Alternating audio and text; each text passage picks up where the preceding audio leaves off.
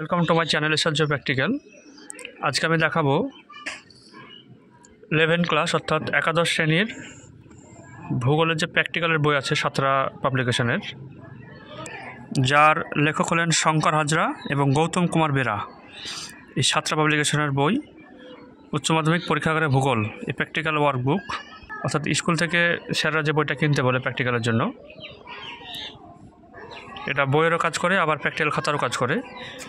তো এইখানকার যে লিনিয়ার স্কেলটা আছে তার একটা কঠিনতম পার্ট, পেজ নাম্বার 28 যেটা আছে, RF = 2.5 লাখ অনুযায়ী কিলোমিটার ও মিটার নির্দেশ করে একটি রৈখিক স্কেল অঙ্কন করো।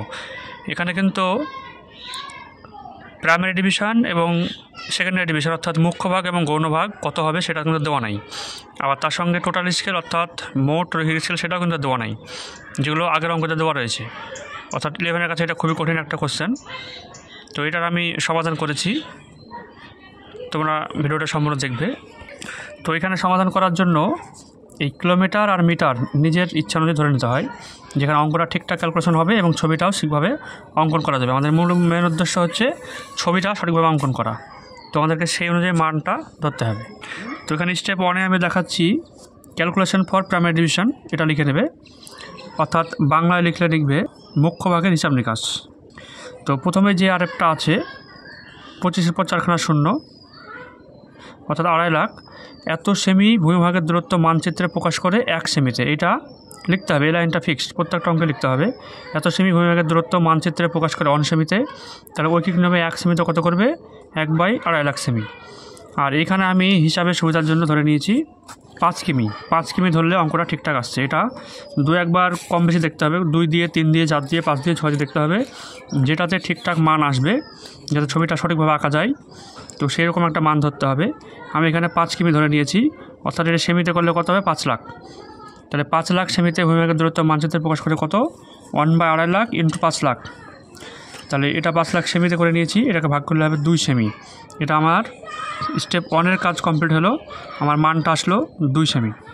এবার আমি দেখাবো স্টেপ 2, অর্থাৎ ক্যালকুলেশন ফর সেকেন্ডারি ডিভিশন, অর্থাৎ গৌণ ভাগের হিসাব নিকাশ। অর্থাৎ যে গৌণ ভাগের ছবিটা আঁকবো তার প্রত্যেকটা মান কত সেমি করে হবে।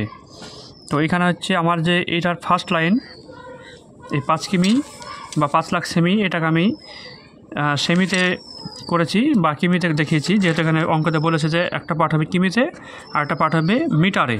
তো পরের পার্টটা আমাকে মিটারে করতে হবে। তাহলে 5 কিমি ইকুয়ালটা হচ্ছে 5000 মিটার।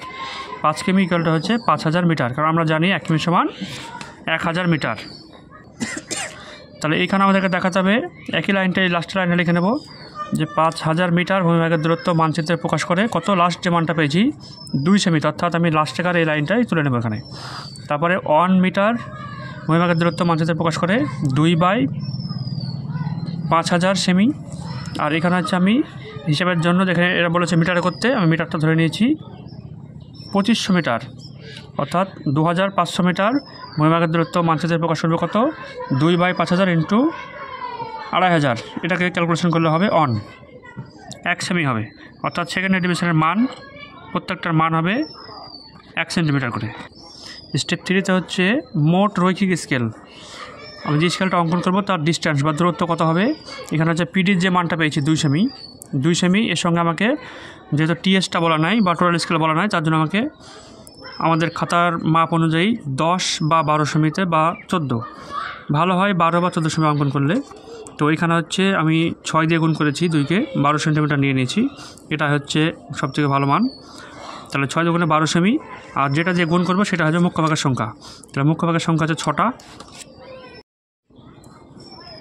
তো এখানে মুখ্য ভাগের সংখ্যা হচ্ছে 6টি। আর স্টেপ 4 হচ্ছে গৌণ ভাগের সংখ্যা। গৌণ ভাগ কটা হবে, অর্থাৎ সেকেন্ডারি ডিভিশন কটা হবে, সেটা একটা সূত্র আছে, প্রাইমারি ডিভিশন বা হচ্ছে সেকেন্ডারি ডিভিশন। তাহলে এখানে হচ্ছে প্রাইমারির যে ভ্যালুটা কোশ্চেনে তো দেওয়া থাকে, এটা তো নাই। তাহলে আমি এখানে ধরে নিয়েছি কত না 5 কিমি ধরেছি। আর হচ্ছে গৌণ ভাগ অর্থাৎ সেকেন্ডারি ডিভিশনের মান হচ্ছে 2500 মিটার। তাহলে এখানে লিখে নেব 5 কিমি, এটা হচ্ছে 5 কিমি অথবা 5000 মিটার, আর ওখানে ধরেছি 2500 মিটার। এই দুটোকে ভাগ করলে হবে 2 থাকবে, তাহলে 2 হচ্ছে সেকেন্ডারি ডিভিশন। এবার আমি ছবিটা অঙ্কন করে একটু দেখাই। যার মেন উদ্দেশ্য হচ্ছে ছবি আঁকা, ক্যালকুলেশন করলে হবে না, ছবি আঁকতে হবে, দুটো মিলেই মার্কটা ফিক্সড থাকে। তাহলে এখানে হচ্ছে আমাদের মোট স্কেল আমরা পেয়েছি 12 সেমি। তাহলে আমি এখান থেকে স্কেল দ্বারা এই পর্যন্ত 12 সেমির একটা মাপ নিয়ে নেব, আর এদিকে একটু বাড়াবো, এদিকে একটু বাড়াবো। এটা হচ্ছে যে স্কেলের ইঞ্চি দিকটা সবথেকে ভালো হয় যে স্কেলের এই একটা বড় দাগকে এই মিডিলে নিয়ে ওপরে এক ঘর নিচে এক ঘর, এই মাপটা সবচেয়ে ভালো হয় স্কেলের আঁকার পক্ষে। তাহলে এই দিকেও সেম ওইরকম করে আঁকতে হবে, যে ওপরে এক ঘর, এই দাগ থেকে ওপরে এক ঘর নিচে এক ঘর, এটা ফোঁটা দিয়ে পুরো স্কেল দিয়ে দাগ টানতে হবে।